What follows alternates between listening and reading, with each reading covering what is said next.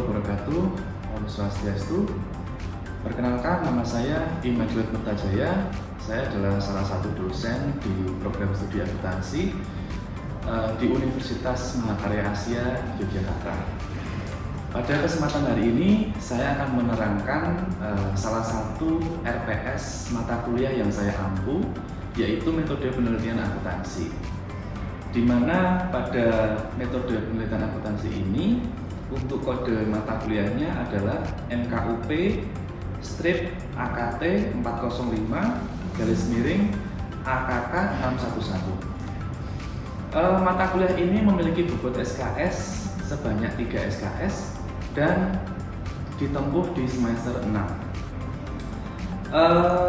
Di dalam RPS metode penelitian akuntansi ini juga saya membuat capaian pembelajaran, di mana capaian pembelajaran ini meliputi dari S4, S6, S10, P8, KU1, KU2, KU3, KU4 hingga CPNK 14. Secara singkat, deskripsi mata kuliah ini meliputi tentang penelitian ilmiah yang berangkat dari masalah-masalah penelitian, dan penelitian ini atau mata kuliah ini memfokuskan pada masalah yang berangkat pada fokus penelitian yang memiliki relevansi dengan masalah penelitian dan pertanyaan penelitian, dan juga membahas mengenai penelitian empirik yang merupakan dasar penelitian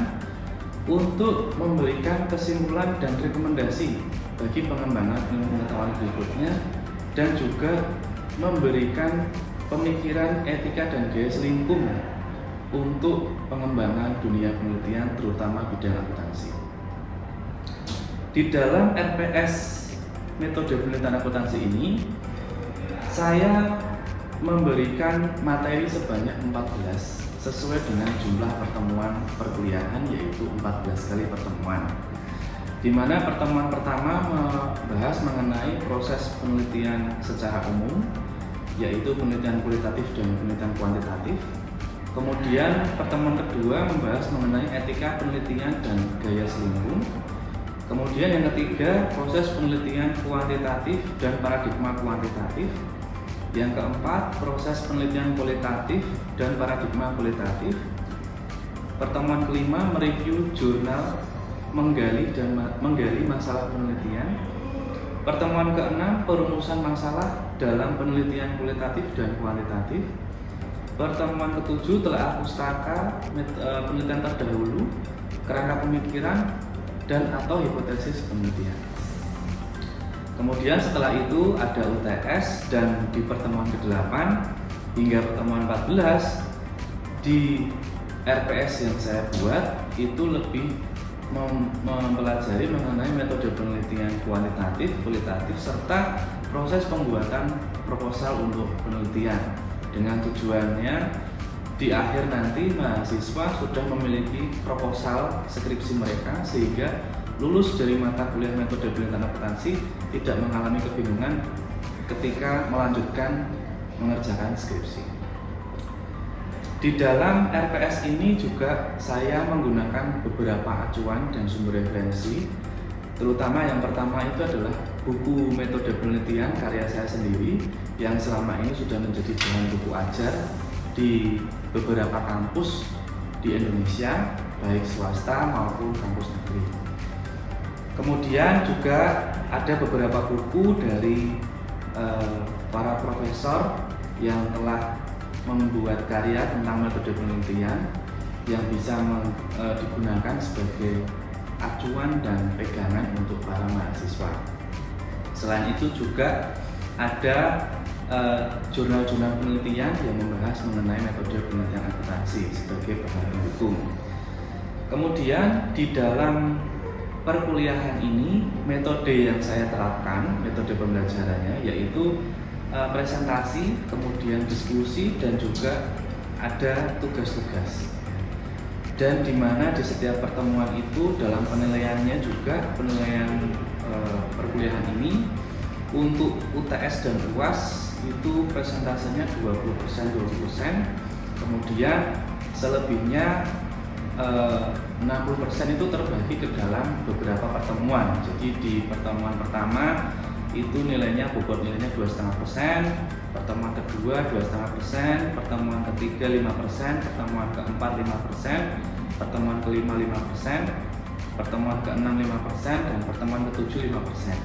Kemudian pertemuan 9, 10, 11 hingga 15 itu sama dengan yang sebelumnya, yaitu pertemuan 9 2,5%, pertemuan 10 2,5%, pertemuan 11 5%, pertemuan 12 5%, dan pertemuan 13 5%, 14 dan 15 juga 5%.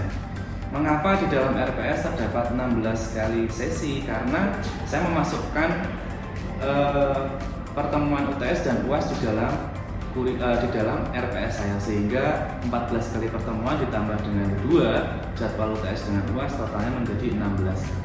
Tapi secara resmi untuk perkuliahan maksimal 14 kali pertemuan. Demikian yang bisa saya sampaikan di dalam RPS metode penelitian akuntansi yang saya buat selama beberapa tahun dan saya gunakan untuk mengajar di Universitas Mahakarya Asia. Saya harapkan dapat diterima dengan baik dan bisa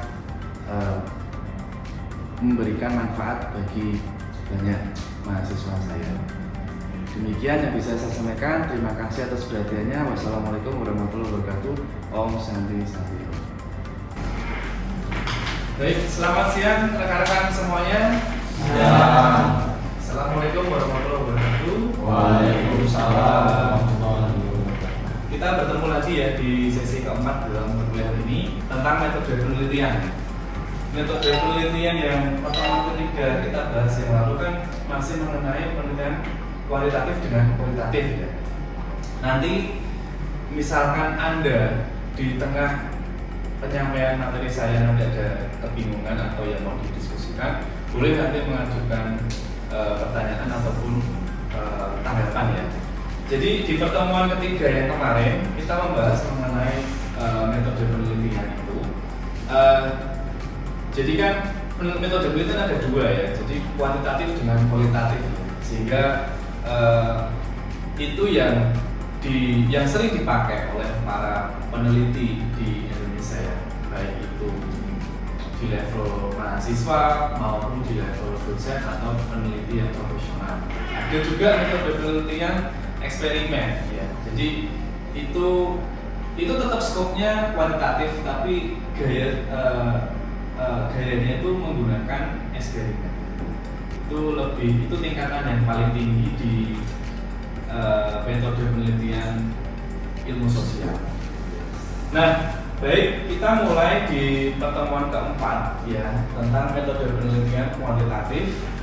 Yang sebelumnya kemarin kita masih bahas dua metode, ini kita fokus ke satu. Jadi metode penelitian itu di mana sih posisinya ya? Posisinya kan ada di yang paling bawah. Ini di dalam Anda nanti ketika mengerjakan skripsi itu ada pembuatan proposal. Nah, proposal itu biasanya terdiri dari beberapa bab ya, bab 1, bab 2, bab 3. Bab 1 biasanya ada latar belakang, perumusan masalah, tujuan penelitian, hingga manfaat penelitian. Biasanya seperti itu umumnya. Kemudian bab 2 itu isinya tinjauan pustaka dan hipotesis penelitian. Baru di bab 3, dan ini ya, definisi konseptual ini masuk bab 2. Bab 3 ini baru masuk definisi operasional sama metode penelitian. Biasanya seperti itu, kadang dibalik ya. Jadi metode penelitian ini terdiri dari definisi konseptual dan definisi operasional. Ini bisa di mix ya, dirubah-rubah itu bisa. Tapi umumnya definisi konseptual ini dimaksud di bab 2. Yang ini masuk di bagian bab 3. Dan nanti juga ada desain penelitian, kemudian ada metodenya ya, mau pakai kuesioner, mau pakai data yang lain bisa, data primer maupun data sekunder. Di dalam metode penelitian ini ada paradigma, kemudian tipe penelitian, populasi hingga analisis data. Ini yang nanti kita bahas dalam pertemuan hari ini ya. Dan nanti apabila ada yang mau ditanyakan boleh ya, saya paparkan dulu. Nah, paradigma dan metode penelitian akuntansi kira-kira apa yang Anda ketahui? Jadi di dalam paradigma ini ada dua hal ya. Pertama itu adalah paradigma positivism. Itu yang dipakai oleh peneliti dengan metode kuantitatif ya. Jadi paradigmanya positivism. Kalau kualitatif berarti ya non positivism, bukan negatif ya, tapi non positivism. Kemudian juga untuk jangan lupa mencantumkan sumber referensi. Biasanya itu kan kalau kita mengutip ya kalimat dari peneliti lain itu kadang kita lupa mencantumkan referensi. Nah ini sebenarnya nggak boleh. Itu sangat penting sekali. Nah di dalam format penelitian kuantitatif ini ada dua hal yang harus diperhatikan. Apabila penelitian Anda itu kuantitatif, maka harus ada deskripsinya dan eksplanasinya. Ini lain ya. Jadi kalau deskripsi itu berarti survei dan studi kasus biasanya. Tapi kalau eksplanasi berarti survei dan eksperimen. Nah ini yang masih jarang ditemui di dalam penelitian akuntansi. Nah sebenarnya tantangan bagi Anda apabila tertarik nanti bisa mengambil yang eksplanasi atau mau cari yang umum ya. Pada umumnya biasanya deskripsi, survei dan studi kasus itu biasa. Tapi kalau di level Anda deskripsi pun tidak jadi masalah gitu ya. Nah, berikutnya populasi sampel dan teknik sampling. Ada yang tahu nggak kira-kira populasi itu apa? Barangkali Mas Doni apa? Populasi itu adalah keseluruhan subjek penelitian yang memiliki karakteristik tertentu. Iya, betul ya. Jadi populasi itu sejumlah responden awal yang akan kita teliti. Nah, kemudian ada namanya sampel. Berarti dari populasi ini kita ambil sampelnya. Kan kita bisa saja menggunakan karakteristik sampel itu bisa. Kalau kita bisa teliti semua populasinya boleh saja. Berarti ada metode yang namanya berarti populasi dan sampel itu sama, itu bisa.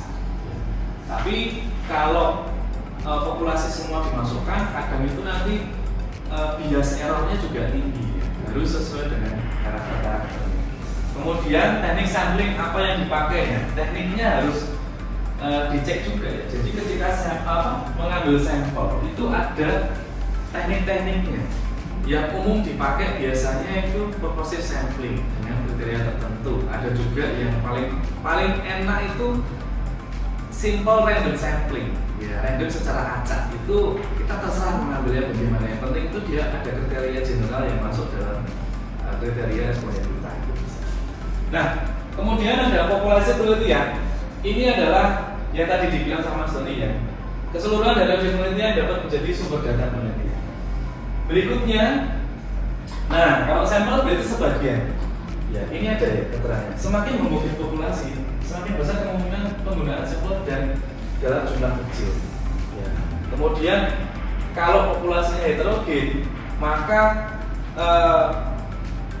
kemungkinan menggunakan sampel besar karena sampel harus dipenuhi oleh faktor unit populasi semacam itu. Jadi seperti itu.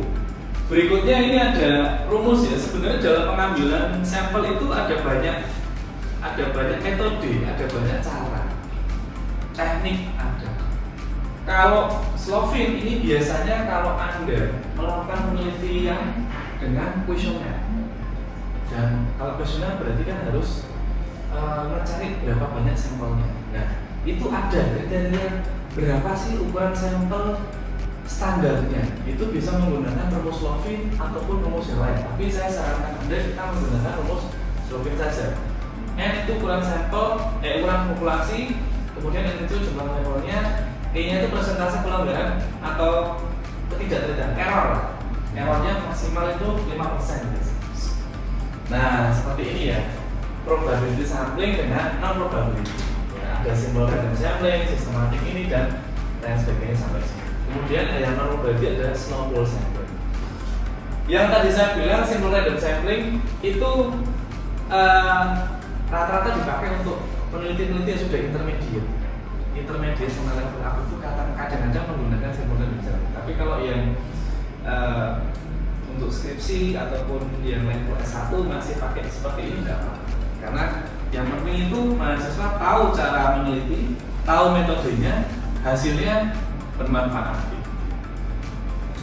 Ada kontribusi terhadap pengembangan teori maupun ilmu pengetahuan yang Anda belajar. Biasanya seperti itu. Nah, jenis data. Ya. Jenis data. Ada yang tahu? Ada berapa data? Mbak siapa? Dia. Ada berapa datanya?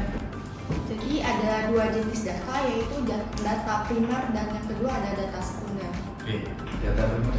Betul ya. Jadi data ada 2 jenisnya. Data primer dan data sekunder.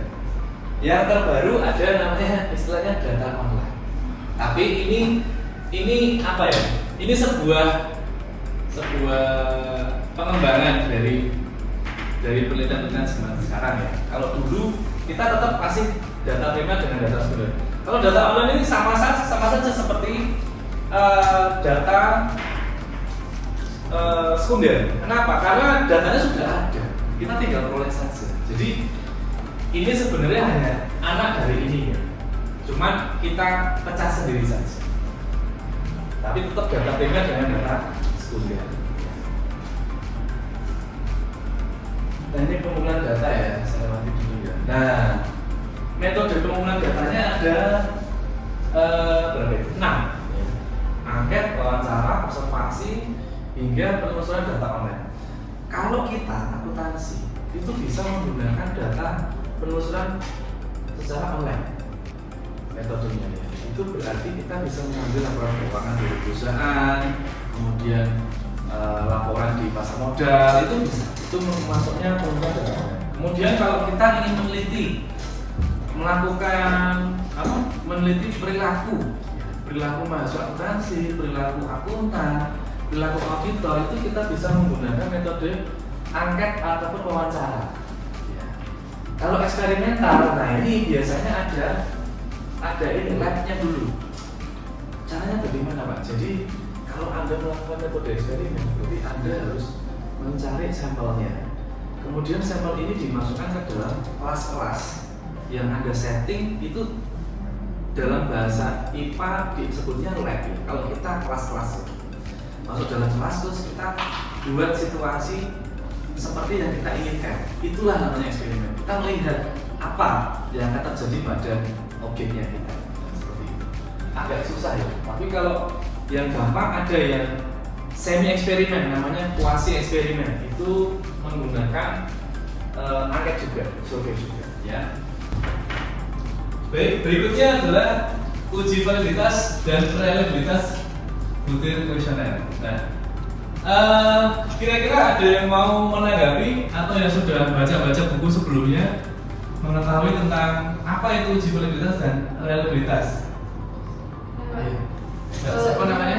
Mbak Novita. Novita. Satu, uji yang kita gunakan untuk menentukan keakuratan dan ketepatan data. Sedangkan uji reliabilitas adalah uji yang kita gunakan untuk menentukan kelayakan data dalam penelitian yang kita lakukan. Terima kasih. Iya, betul ya, betul sekali ya. Jadi validitas dan reliabilitas itu untuk menguji kelayakan dan validitas dari kuesioner yang kita gunakan, kemudian menguji datanya. Ya.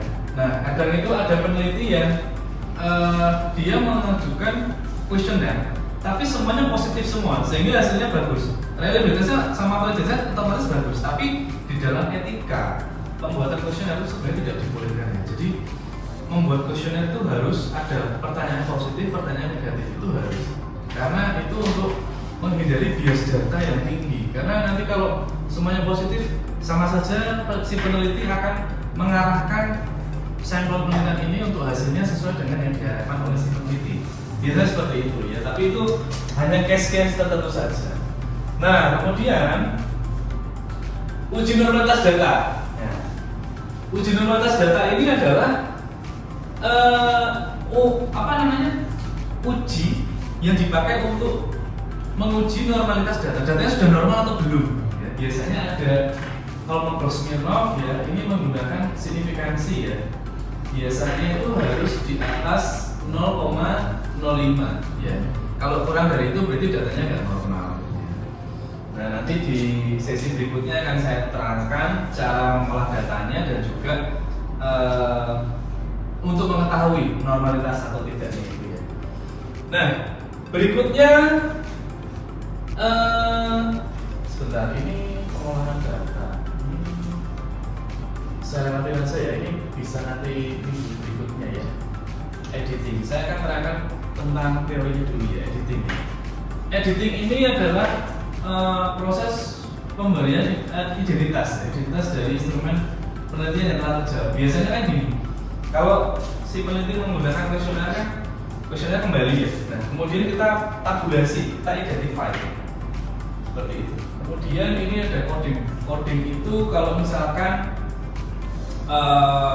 ini menggunakan aplikasi ya untuk pengolahan data itu, ada codingnya. Biasanya menggunakan RStudio ataupun SPSS itu ada. Evius juga sama. Nah, sebentar, ini pemasangan tabel ini saya rasa di pertemuan berikutnya saja. Nah, kira-kira sampai sini ada pertanyaan dari rekan-rekan kira-kira? Saya Pak, bagaimana cara menentukan sampel yang populasinya tidak diketahui? Baik, terima kasih atas pertanyaannya Mas Novi ya. Jadi bagaimana cara menentukan populasi ya, yang belum diketahui ya. Nah, berarti kalau populasinya belum diketahui berarti kita harus melakukan ini dulu, review ulang apa yang kita teliti. Jadi misalnya ini, saya masih belum tahu nih populasinya apa, berarti saya harus meneliti yang mana ya?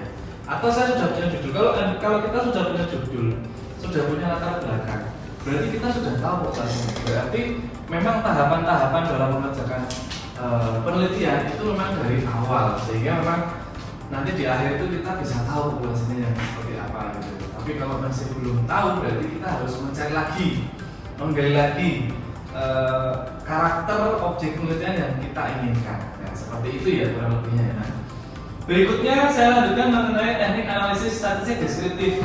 Nah, di dalam teknik analisis statistik deskriptif ini ada banyak sekali ya tekniknya ya, tapi umumnya biasanya ya menggunakan yang ini ya. Jadi nilai minimum, nilai maksimum, nilai rata-rata, standar deviasi, dan jumlah total. Kalau yang tabulasi skila dan lain sebagainya ini digunakan sesuai dengan keinginan si peneliti sebenarnya ya. Cross tab ini untuk, atau tabulasi skila itu untuk mendeskripsikan objek langsung, misalkan antara jenis kelamin dengan usia, itu langsung di cross tab itu bisa. Oh, usia yang sekian tuh laki-laki berapa, perempuan berapa, itu bisa menggunakan tabulasi skila dan lain sebagainya seperti itu ya. Berikutnya mengenai ini mens, median, dan modus. Kalau modus ini kalau di ilmu sosial atau penelitian sosial akuntansi jarang dipakai ya. Rata-rata mungkin mens, median ini ya, nilai minimum maksimum ini standar deviasi yang sering kita pakai ya. Kemudian berikutnya adalah korelasi, regresi, uji T, time series, chi-square, dan multivariate. Korelasi itu untuk melihat hubungan antara variabel bebas dengan variabel tingkat atau variabel independen dengan dependent bisa. Regresi yang biasa dipakai untuk pengujinya ya. Uji T itu untuk melihat hubungan per variabel tadi. Time series itu datanya. Kemudian ya kurang lebihnya seperti itu yang bisa saya sampaikan dalam materi perkuliahan hari ini. Apabila ada kekurangan nanti kita akan review lagi di minggu berikutnya. Nanti Anda semua kita bisa diskusi. Seperti itu yang bisa saya sampaikan. Terima kasih. Selamat beristirahat. Wassalamualaikum warahmatullahi wabarakatuh. Waalaikumsalam warahmatullahi wabarakatuh. Demikianlah yang saya sampaikan mengenai video pemaparan RPS dan video pembelajaran untuk metode penilaian akuntansi yang saya ampu. Kurang lebihnya saya mohon maaf. Terima kasih. Wassalamualaikum warahmatullahi wabarakatuh. Om Santi Santi Om.